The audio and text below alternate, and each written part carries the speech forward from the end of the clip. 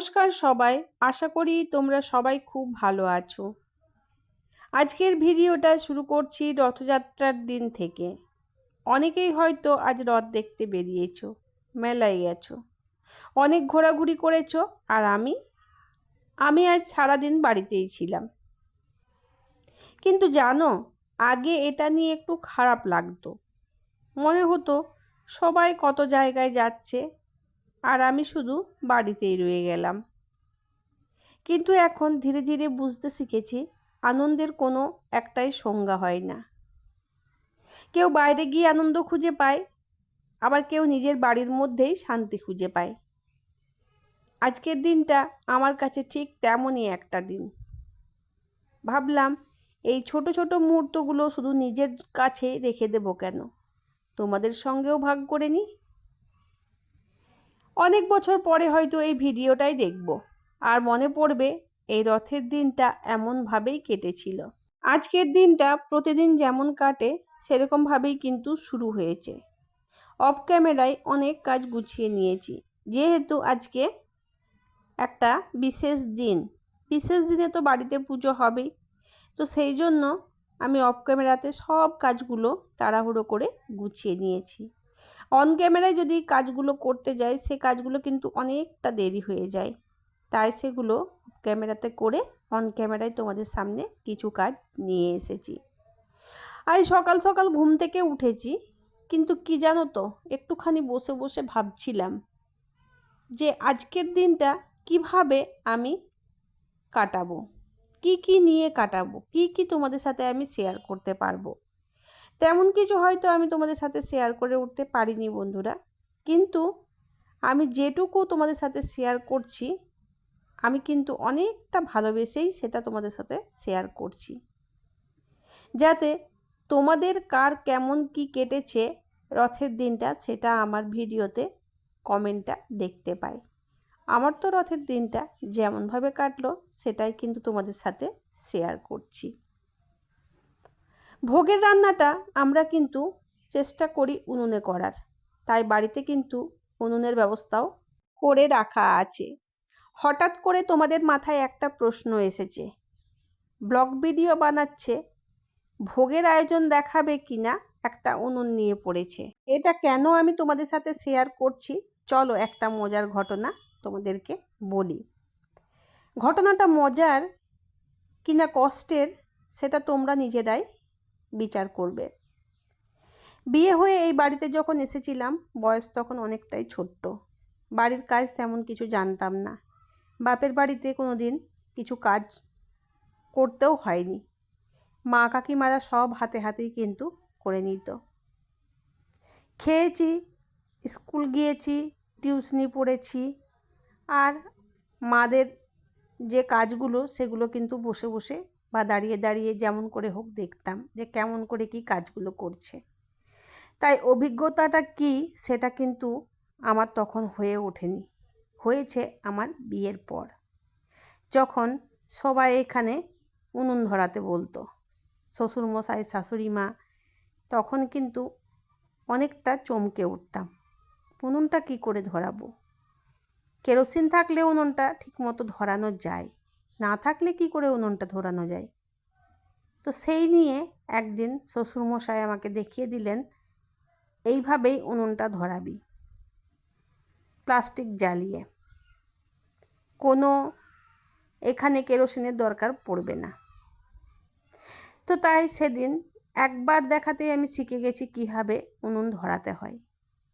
তো সেই যে শেখাটা আমার এখনো পর্যন্ত কিন্তু কাজে লাগছে।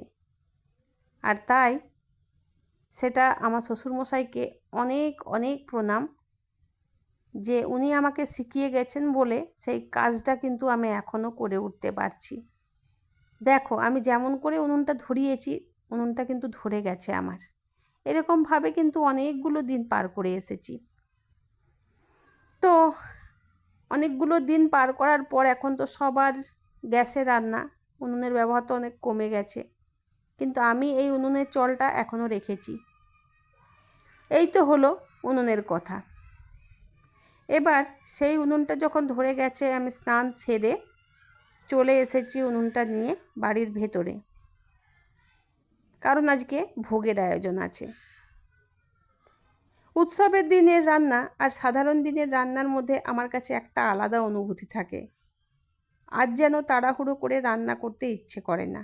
প্রতিটি কাজ একটু ধীরে একটু যত্ন করে করতে ভালো লাগে।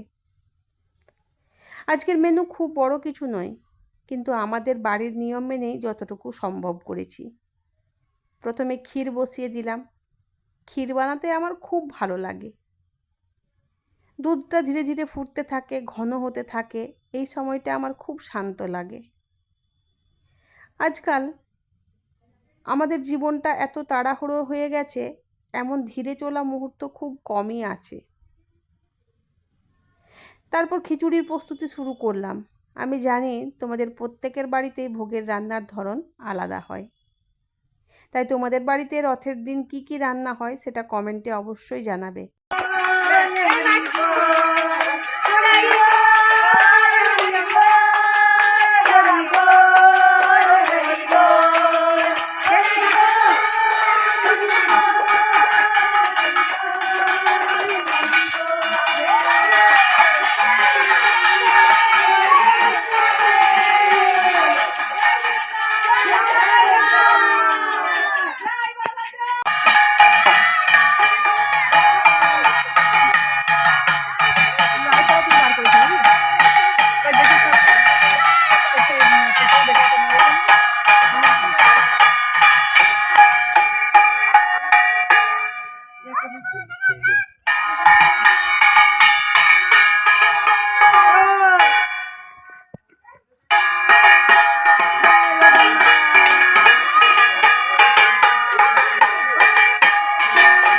তোমরা যখন কমেন্টে কিছু লেখো সেটা পড়তে কিন্তু আমি খুবই ভালোবাসি।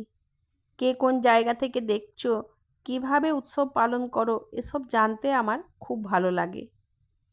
একে একে সব সবজি কাটা, মশলা তৈরি সব কিছু গুছিয়ে নিয়েছি। অনেকেই ভাবেন রান্না করা খুব কষ্টের কাজ। হ্যাঁ, পরিশ্রম তো আছেই, কিন্তু যখন মন থেকে করা হয় তখন সেই পরিশ্রমটা এক সময় আনন্দ হয়ে যায়। বিশেষ করে উৎসবের দিনে, কারণ তখন মনে হয় এই রান্না শুধু পরিবারের জন্য নয়, ভক্তি দিয়েও করা হচ্ছে। আমি সবসময় একটা কথা বিশ্বাস করি, বাড়ির রান্নায় শুধু মশলার স্বাদ থাকে না, যে মানুষটা রান্না করে তার মনটাও মিশে থাকে। হয়তো এই কারণেই বাড়ির খাবারের মতো স্বাদ বাইরে কোথাও পাওয়া যায় না। খিচুড়ির ভোগ সম্পন্ন হলো রান্না করা আমার, সাথে মিক্স সবজি একটা, 5 রকমের ভাজা, আমের চাটনি, ক্ষীর, এগুলো দিয়ে ঠাকুরের ভোগ সম্পন্ন হয়েছে। তাই ভোগ দর্শন করে নাও সবাই। ভোগ দর্শনে কিন্তু দুর্ভোগ কাটে। আর সবাই কিন্তু একবার জয় জগন্নাথ বলে অবশ্যই কমেন্টে লিখে যাবে। এটা হচ্ছে আমার জায়ের ঠাকুরঘর। ঠাকুরঘর তো আলাদা এখন সবাই করছে, কিন্তু ঠাকুর তো সবারই একই। তো এখানেও ভোগ নিবেদন করা হয়েছে, আর সেটা কিন্তু আমি নিজে করেছি। সকাল থেকে একটা আনন্দই আলাদা ছিল। ঠাকুরের ভোগ হবে, একা হাতে সব কিছু করতে পেরে খুবই ভালো লাগছে। হ্যাঁ, অনেকটা স্বাদ কিন্তু দিয়েছে মাসিমাও, মানে আমার জায়ের মা। আমার তো মায়ের পাট চুকে গেছে, মা বলে আর তো কাউকে ডাকতেও পাবো না কোনো দিন, কারণ শাশুড়ি মাও নেই এখানে, আর আমার নিজের মাও তো গত হয়েছেন। তো বন্ধুরা, সবাইকে প্রসাদ খাওয়ানোর পর বসেছি আমি নিজে খেতে। সকাল থেকে খালি পেটেই ছিলাম, খাইনি কিছু, তাই এখন আমি খেতে বসেছি। খাওয়া প্রায় শেষ, আর খালি পেটে থেকে দেখবে বেশি খাওয়া যায় না, তাই একটুখানি খেলাম। বিকেলের দিকে একেবারে দেখো আমাদের বাড়িতে কলার মোচা ধরেছে, এক কানি কলা ধরেছে। তো আমাদের খুব হনুমান আসে, সে হনুমানের উৎপাত থেকে কীভাবে বাঁচানো যায় সেটারই কথা ভাবছিলাম। আর কলা গাছের নিচে দেখো মাটি কিন্তু একদম নেই, আর যে কলার কান্দিটা ধরেছে সেটা কিন্তু প্রাচীরের ওই পাশে, মানে এটা অন্য জনের জায়গা, ওই দিকটা, আর ঝোপ জঙ্গলে ভর্তি। কীভাবে ওটা এদিকে আনা যায় সেটাই ভাবছিলাম। প্ল্যান তো করছিলাম অনেক, নিজেকেও তোমাদের সামনে নিয়ে এলাম বিকেলের দিকে একটুখানি। সারাদিন এত পরিশ্রমের পর আর কিন্তু ভালো লাগছে না, তো একটুখানি চলো বাইরে থেকে ঘুরে আসি। বাইরে এলাম, এই যে দর্শন পেলাম। এরা খুব প্রভুভক্ত হয় জানো। এই যে কুকুরটাকে প্রায় দিনই আমি খাবার দিয়ে থাকি, তাই যখন বাইরে বের হয় তখন কিন্তু দেখা করতে আসে আমার সাথে। তো যাই হোক বন্ধুরা, সন্ধ্যের দিকে যে শীতলের ব্যবস্থা হবে সেটা কিন্তু এখানে হচ্ছে, মালপোয়া হচ্ছে গরম গরম। আর সেটা জগন্নাথ দেবের জন্য আর গোপালের জন্যই হচ্ছে। মালপোয়াটা আর আমাকে বানাতে হয়নি, কারণ সকালের দিকে সবটাই যেহেতু আমি করেছি, তো মাসিমা বললো আমি বানিয়ে দিচ্ছি, তুই শুধু দাঁড়িয়ে দাঁড়িয়ে দেখ। তাই আমি কিছুটা সময় ধরে দেখলাম কেমন করে বানাচ্ছে, কিভাবে কতটা উপকরণ দিতে হয়, সব কিছু দেখলাম। মালপোয়াগুলো খুব সুন্দর হয়েছিল কিন্তু। আর এই যে সমস্ত কাজকর্ম আমি করে থাকি আমাকে কেউ হাতে ধরে কিন্তু শেখায়নি, সব কিছু আমি দেখে দেখেই শিখেছি। তাই আমার শ্বশুরমশাইয়ের আমার উপর একটা অগাধ বিশ্বাস ছিল।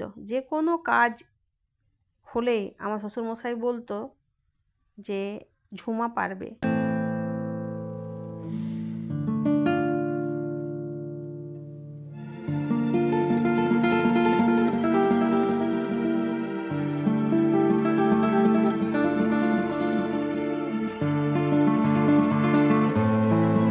জয় জগন্নাথ বন্ধুরা, সন্ধ্যের আরতি হয়ে গেছে এখানে। আমার গোপুসোনাকে আমি শয়নে দিয়ে দিয়েছি। আর তারপরে আবার সেই প্রসাদ, এখানে প্রসাদে আছে মালপোয়া আর আছে মিষ্টি। তো সেই প্রসাদটা চলো আমরা সবাই খেয়ে নিই। তারপরে সন্ধ্যের দিকে এসেছে মেয়ে আর জামাই। মেয়ে আর জামাই এসেছে, তো মেয়ে বলল মাসি আমি কিন্তু নিজেই পনিরটা করব। তাই পনিরটা ও নিজেই কেটে রান্না করে একদম রেডি করে দিয়েছে। মেনুতে হয়েছিল পোলাও, আলুর দম আর কাজু পনির। তো এটা হচ্ছে জামাই আর মেয়েকে খেতে দিয়ে দিয়েছি। মেয়ে আমার কাছে আজকে রাতটা থাকবে, কাল সকালে যাবে শ্বশুর বাড়ি। আর আমার বাড়ি আর ওর বাড়ি তো একটা রোডের এপার ওপার, তাই এসেছে আমার সাথে দেখা করতে। তো চলো বন্ধুরা, আজকের ভিডিওটা আমার কেমন লাগলো অতি অবশ্যই কমেন্টে জানাবে। গুড নাইট, শুভরাত্রি। তোমরা সবাই ভালো থেকো, সুস্থ থেকো। দেখা হচ্ছে আবার কোনো নতুন ভিডিও নিয়ে। টাটা বন্ধুরা।